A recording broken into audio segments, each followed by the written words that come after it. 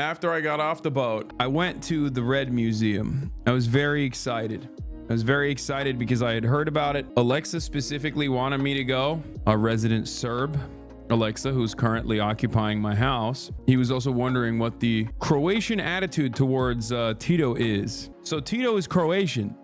So as like the former Yugoslavian Republic's glorious leader Tito, it's a bit of a love-hate situation in Croatia, it seems, where like they like him because, like, you know, there was a lot of periods in Yugoslavian development under his watch, but they also are like kind of anti-socialist, anti-communist. So, you know, in certain parts of the country he's more beloved, in others he's more hated. Yeah, like I asked my captain how he felt about him, and he was like kind of woke. He was like, all war is done for money, it's so rich people get richer. So I'm like, maybe this motherfucker knows a thing or two, right? And I was like, and he basically said, I was not a part of the party, so I did not like him.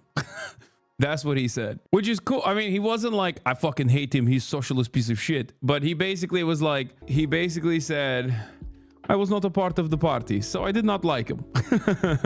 Usually the case that my parents' generation doesn't like him because they were young near the collapse of Yugoslavia, but any older generations do tend to think it was much better then. Yeah, that makes sense.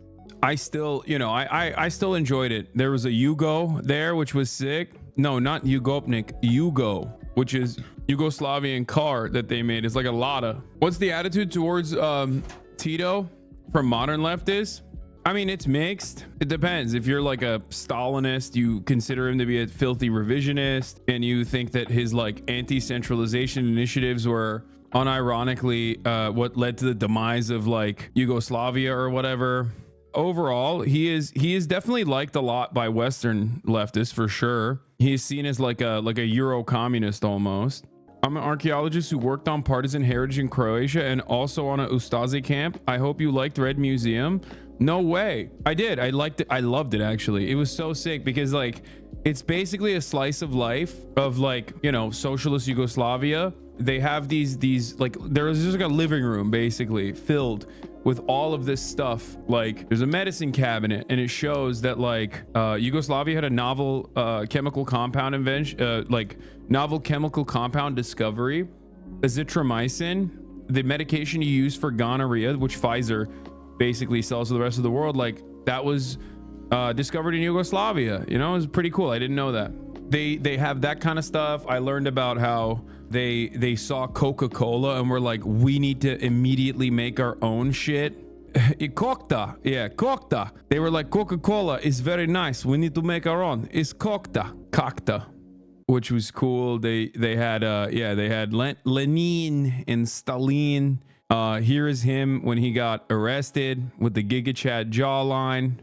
Me and Tito side by side, posted up, stanced up. You already know what it is. You know what I'm saying? Here's some posters from the era, some agitprop. This one's sick. Here's me with a Yugo, stanced up. This is the Kokta, the Pepsi, next to the Pepsi, and this is the medicine cabinet. Can you apply for an IMF loan in the museum? Tito died 1991. HasanAbi born 1991. Welcome back, Tito. Yeah, except he didn't die in 1991. He died in, I think, 1980. He died in 1980. I was born in 1991. Welcome back, Tito. Yugoslavia died in 1991. I was born in 1991. Welcome back, Yugoslavia. I will say this much about the Red Museum to the archaeologist in the chat. Maybe you can confirm this, but like it was like a push and pull. It was a push and pull. On the one hand, they're like, well, this guy's a Croat. And also there was like a period of massive development, right? And then also a period of massive development, and then a period of like liberalization to a certain degree that originally was kind of good and then not so good. But then there's like an entire segment dedicated to like political repression, and it's like behind a curtain, and you open up the curtain and it's like this dark room, and they're like, they were butchering people. Like, oh my God, the partisans were so ruthless. And in my mind, I'm thinking like, will they say who they are ruthless to? You know, they don't really mention it. There is almost no mention of the Ustaza. There's no mention of like Nazi invasion in the entire fucking museum, which is weird because like, as far as I understand, in Croatia, it's not even called like World War II. It's called like the War of Liberation or whatever. It's just like, yeah, they were ruthless. It's true. The partisans were fucking brutal. It is true. Who were they ruthless to? They make it seem like they were just, they make it seem as though, like, in the museum itself, they make it seem as though it was a big wrong, a grave wrong committed towards some people in the aftermath of World War II. Who are those people, and what was their ideological background? Who knows? They just basically stamp it as like anyone who was accused of being a collaborator was like ruthlessly slaughtered, and it's like, okay. But there's that aspect of it, and then there's the labor camps, obviously, and then the classic like suppression of any kind of dissent. They kind of talk about that as well. Not big fans of Stalin out here, that's for sure. That makes sense though. The vibes I got was basically that, like, I mean, this is the most positive you're ever gonna fucking, this is the most positive coverage and treatment of events that you're ever gonna get, because it's not in America or in the Western world. But beyond that, I found it particularly interesting that they talked about liberalization and like economic reforms as like a net benefit across the board.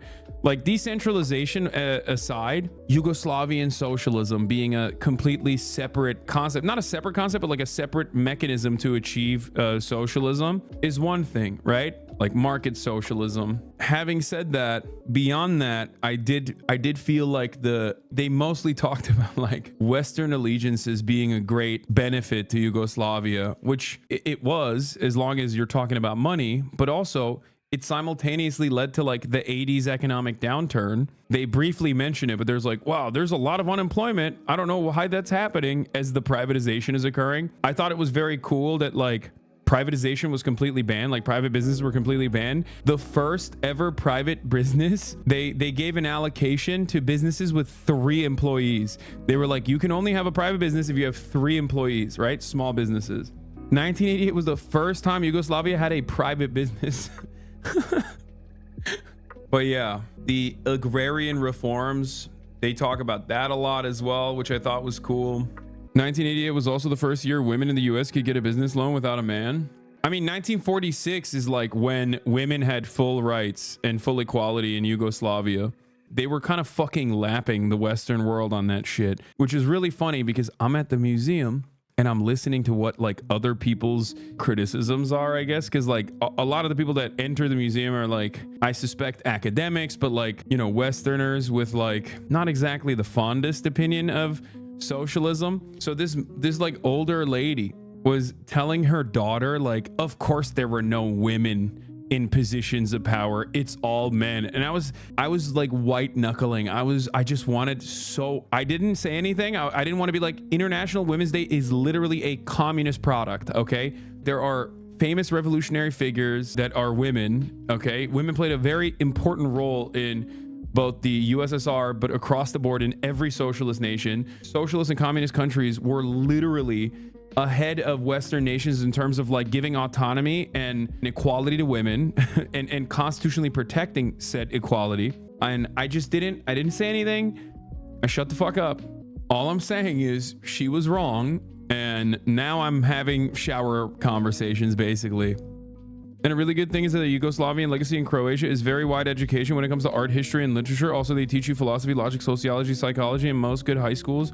And I'm very thankful for it, even though I'm a STEM nerd, still flexing and spamming. I'm sorry, I really want you to see this message. I see it. Yeah. Yugoslavia decriminalized homosexuality in 1977.